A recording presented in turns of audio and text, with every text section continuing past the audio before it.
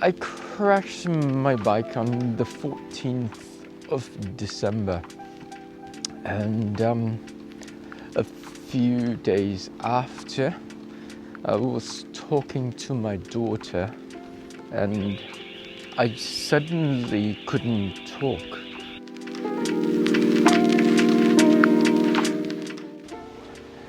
Hey, welcome back to the channel. This is a little bit of a life update, as well as a happy new year to all of you watching. I crashed my bike on the 14th of December, and a few days after, I was talking to my daughter and I suddenly couldn't talk. What I have is acquired apraxia of speech. It's been a little bit of a bitter pill to swallow, because my work requires talking, and I love vlogging and making Instagram reels and talking to people, and now it's a little bit difficult. So just to recap what happened on the 14th, I was racing the West Coast Masters, and was, I think, 40 minutes, or maybe, around 40 minutes, coming close to the bell lap, and I was in fourth wheel. I had just closed an attack and we were going pretty quick. There's some people who say, nah, Nat, you weren't going that quick, but who really cares? Fact is, it was a bike that was moving. I lost concentration for a bit. Took a line that wasn't ideal and found myself, well, very fortunately, in a patch of grass. It would have been worse if I fell on tarmac, believe me. I hit my head and blacked out. Came down hard on my right side, but amazingly I've got no broken bones. Some internal damage, I could say, but nothing that was too bad. 2 weeks on, I still have some back pain. When I breathe or sneeze, it hurts on the inside, but no more bruising. So that's a good thing. Okay, so speech, apraxia of speech. It's basically when the brain has sort of forgotten how to move the muscles to make noises that sound like words. So in my brain, everything is nice and sharp, but when it comes out to talking, it is a little bit slow. So think of it like a little delay in trying to form the words before it comes out. Interesting thing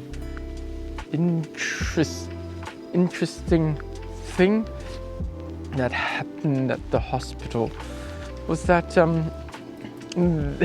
they would test me for signs of a stroke, and everyone who came did the same thing, like lift your eyebrows, squeeze your eyes, smile, frown. Yeah, and then they would test my hands, like push, pull, my feet. Because when you have a stroke, yeah, you lose motor function on one side of your face and your body too. So yeah, that was pretty interesting. But I got so annoyed, man. Like every nurse, every doctor, neurologist as well. It got to the point where I wish I could have a sign saying, yeah, I've been checked, I don't have a stroke. They did CT scans. I had like a total of 4 CT scans in a few days, really, within a week. The CT scans showed that there was no bleeding in the brain. The X-rays showed that I had no broken bones as well, which is really good. Okay, I think I'm talking in circles. Now, what's the point of today's short video? It's really to just express my gratitude to each one of you who watches my videos, and also a bit of an apology. I don't think I will be uploading a lot of videos very soon, simply because it's a little bit tiring trying to do voiceovers when my speech is like that, and I think it's a little bit annoying as well. Sidetrack. I went to Priceline Pharmacy here in Australia to get some stuff just before Christmas, and I approached one of the staff to ask for help in finding some products. I ended up typing it out because my speech last week, today is the 29th of December, was a lot worse than it is today. And bless her soul, the kind lady took a look at the list of stuff I wanted.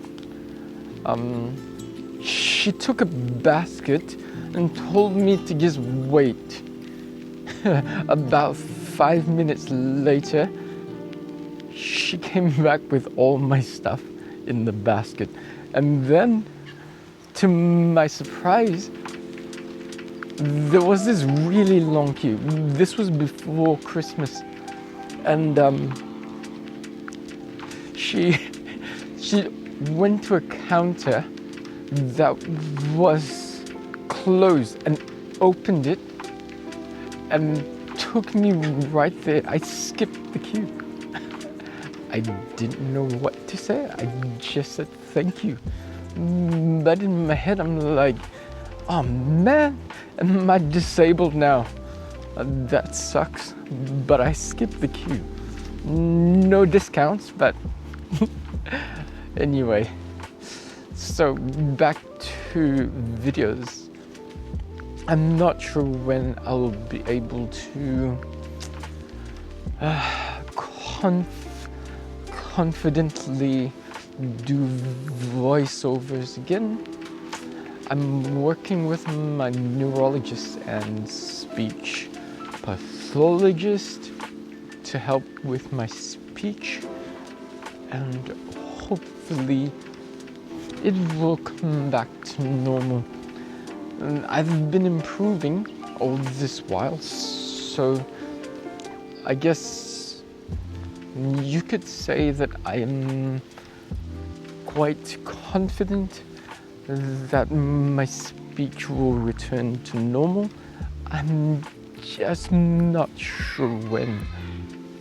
I just hope it's sooner rather than later.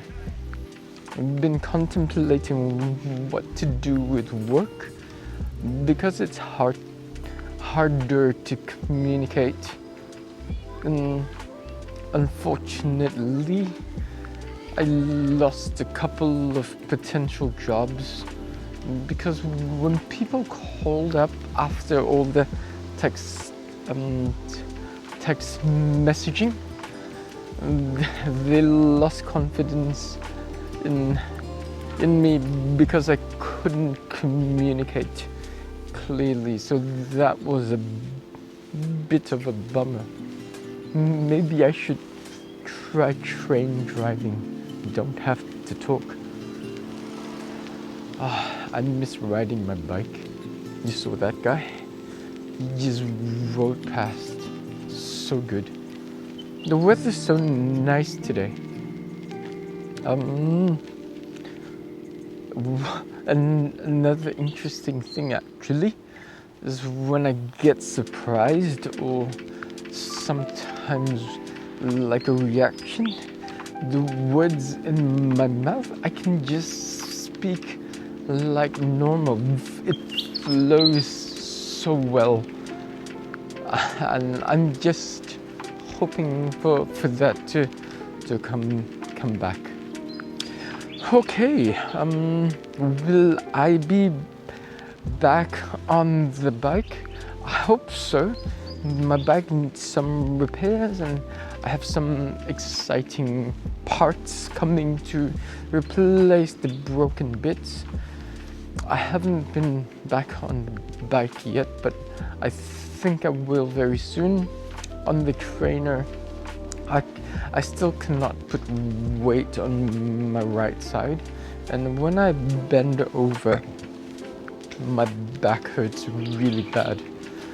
So I've got an MRI scheduled just to check if there's anything torn in my back and if the insides are all okay.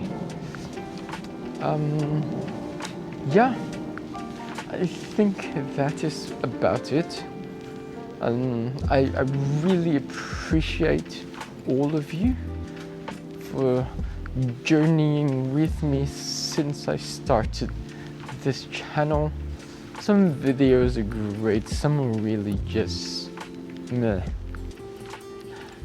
But overall, it's been a great journey and I thank you for it. I wish you a very happy new year. If you're out riding and doing your festive 500, good luck. Have fun. Please stay upright. And I'll see you in the next video. If not, you can always follow me on Instagram. It's at the.velographer, and you'll see updates from time to time, plus new posts on tech and other stuff. Okay, I'm tired now. Take care, and lots of love from me to you. Bye.